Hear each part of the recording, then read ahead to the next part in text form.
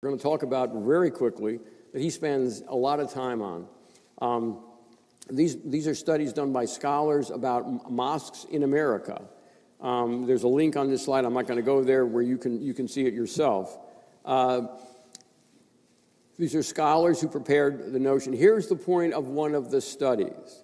100 mosques were randomly selected in America and investigated to establish, is there a correlation between observable Sharia behavior and the existence of violent literature against non-believers like us?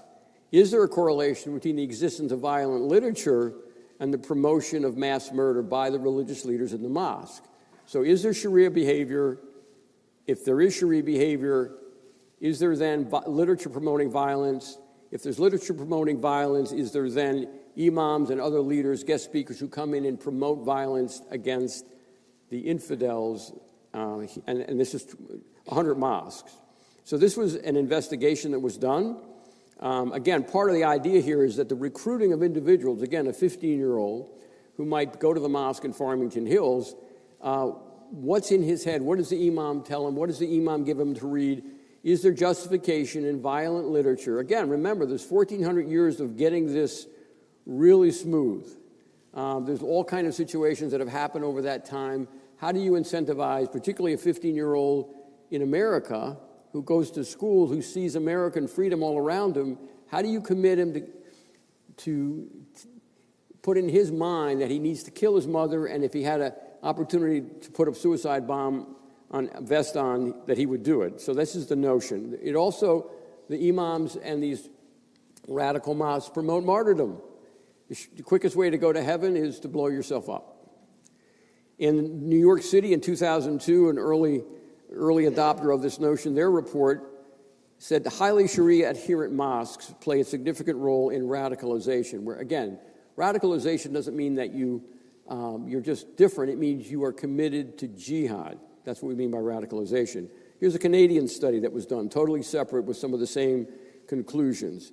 In Canada, this study found that there was ample amounts of extremist literature in mosques and their libraries. So the goal here, the idea of the study is, if you look for Sharia-compliant behavior as citizens, or better yet, policemen who are trained, can you then identify probable cause to investigate to see if the literature is in the mosque? If the literature is in the mosque, can you then investigate the words and the speakers in the mosque? Can you basically make a case before the radicalization is completed and somebody gets killed? Can you make a case that there are people in your community in the mosques who are leading people to radicalization? And one way is to look at Sharia practices that have been defined, and we're going to touch on that. Part of that is whether or not women are wearing full body coverings or covering their head. I don't know about you, but I live in Rochester Hills. I see a lot of women that I didn't see before who are covered. So it is not Dearborn, it's not Hamtramck, it's not just Warren and Sterling Heights, it's Oakland County. A sign of a compliance to Sharia is being covered. The degree of covering indicates the degree of compliance to Sharia, which is part of what we're looking at. Something as simple as prayer lines. Prayer lines in the mosque are an indicator of detailed commitment to Sharia. So the police are actually trained in this class to look for observable indicators to determine whether or not there's a threat in their local mosque for mass murder. And I just wanted you to see. So lots of time is spent on this. Obviously, we're not doing it. Here's the punchline. In the study of the 100 mosques, randomly selected, 81% of the mosques that were surveyed had violence, advocated violence. 81% of the mosques investigated in America in this study advocated violence in violation of American law on the way to erase America. Something as simple as prayer lines are taken very, very serious. Just take a look at these people. They are lined very, very carefully. Women are separate from men. Again, these are indicators of Sharia compliance and therefore indicators of potential violent literature, violent behavior, indoctrination. And so here is a mosque. Let me get this straight. Yeah, this mosque is in Orlando, Florida. Again, this is where I'm not going to give you a flavor for what the police chief does. He just rattles these things off, and he's got all the detail. But those are two pictures of a mosque in Orlando, Florida. Well, what happened in Orlando? This gentleman went to the mosque and was a suicide bomber, and this gentleman is the guy that went into the nightclub and killed 49 people. So prayer lines, separation of women, covered women, Sharia compliance. We have evidence over and over and over again of dead people.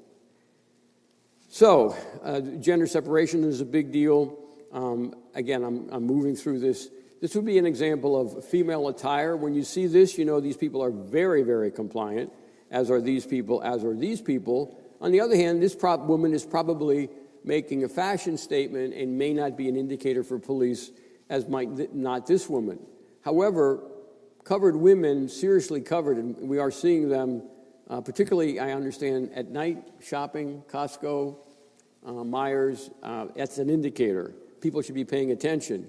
If men don't wear gold jewelry, women don't wear silver jewelry, that means compliance to Sharia. Another indicator is, what are the children in the mosque taught? Are they taught to hate Americans? Are they taught to hate non-Muslims? Are they absolutely told that assimilation dishonors Islam? So the whole notion, it's not an accident we don't see assimilation. We don't even see people in checkout counters interacting. If you're standing behind somebody who is Sharia compliant, you're not going to get a smile, you're not going to get hello, you're not going to get the kind of friendly greeting you might get from Michiganders. It's part of non-assimilation. That's the book, that's the study. Most of these studies come out of Saudi Arabia, where Wahhabism is a fundamentalist training, and this is what even children are being taught. Hatred for Jews from day one. Muhammad announced a war against Jews in 622 and never rescinded it. I believe the war against Christians happened in 630. Again, he died in 632. The war is still going on, according to the people who follow Muhammad. Suppression of women, conspiracy theories against Islam. Again, we're talking about children being indoctrinated.